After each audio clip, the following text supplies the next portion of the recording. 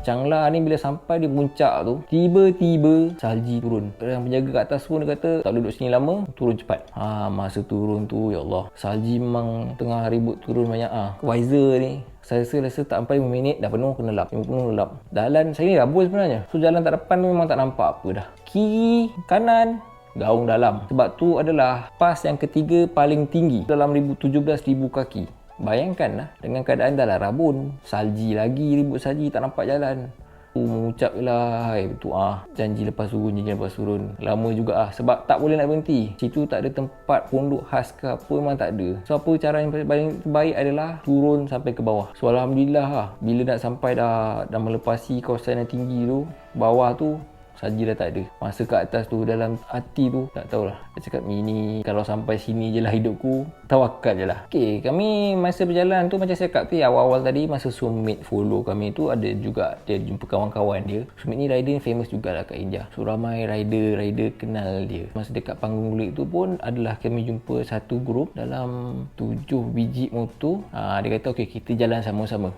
So macam ramai sikit lah berkonvoy kan. Padahal saya asalnya saya dengan Sumit je. So bila kawan-kawan ni macam seronok lah, kita jumpa kawan baru, jalan kat situ. Anda memang akan nampak ramai rider kat sana sebab itulah season rider. Kereta-kereta pun ada juga yang lalu, lori-lori pun banyak yang lalu, sebab ni jalan yang begitu mencabar. So saya pernah tanya driver lori kenapa dia orang lalu jalan macam ni. Dia kata adalah jimat masa, sebab dia memang potong. Kalau jalan biasa dia akan macam lengkung besar, kalau lalu situ macam potong terus. Tapi risiko dia jalan situ bahaya lah. Siapa-siapa yang lalu kat situ, kalau kenderaan tu jatuh ke bawah, say goodbye. Kenderaan tu takkan dibawa naik punya. So masa kami ikut dalam trip ni, saya kalau biasa kalau tempat macam tu, saya maghrib ke dah macam dah gelap-gelap tu saya akan berhenti cari tempat hotel kena tidur. Memang kena tidur hotel, kena cari rumah motel ke apa-apalah. Jangan tidur kemah, sebab bila kawasan tinggi ni tak bagus untuk kesihatan untuk kita tidur dalam kemah. Masa kami dengan grup ni, hotel yang terakhir atau tempat yang ada hotel terakhir tu dah lepas, dah gelap. Lepas tu saya tanya diorang bila nak berhenti kan, dah gelap. Dia kata kita akan berhenti di tempat depan. Dia kata, saya tanya berapa jauh? Tak jauh pun, di sebalik bukit ni je. Sebalik bukit, saya tengok bukit ni okey ke boleh lepas. Saya tanya berapa kilometer? 20 kilometer.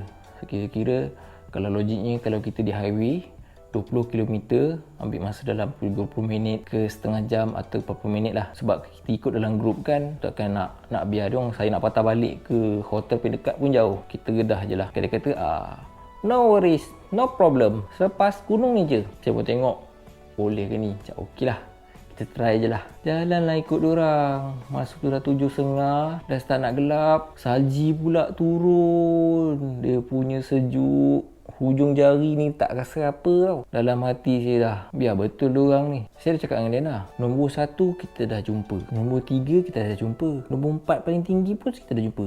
Mana pergi nombor 2 Bila dah sampai atas tu, dia punya sejuk, adalah lopak-lopak air kan. Biar bayangkan kalau masa saya di Changla waktu siang tu pun, dia punya seram tengok gaung tu tinggi macam mana. Dia dah takut. Bila lalu pula gunung tu, itu sebenarnya lah nombor 2 paling tinggi. Kadung lah 18,000 kaki. Dia ni kena sikit 17,800-900 kaki. So tak jauh lah. Kupu punya gunung tu lah nombor 2. Masa kat atas tu menyumpah-nyumpah, tobat aku takkan nak ikut lagi diorang ni, gila ke apa. Lalu kat atas gunung ni yang tinggi-tinggi, gaung tu dalam keadaan sejuk, dengan tak ada proper gear, dengan dia tahap sejuk dia tu.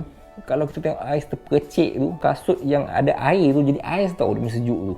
Dia punya sejuk. Dengan gelapnya, hanya Tuhan je tahu perasaan saya tu. Masa tu memang dah orang kata, kalau mau bersafir ni, mulut jaga, hati jaga. Tapi time tu dah hilang lah, dah tak fikir benda tu. Menyumpah betul lah, tak marah betul lah time tu kan. Tapi nasib baik diorang ni adalah sifat brotherhood, rider brotherhood lah. Sebab diorang bawa semua Royal Enfield. So maksudnya motor-motor yang telah direka untuk ketahanan dan dah biasa lalu kat kawasan-kawasan macam tu.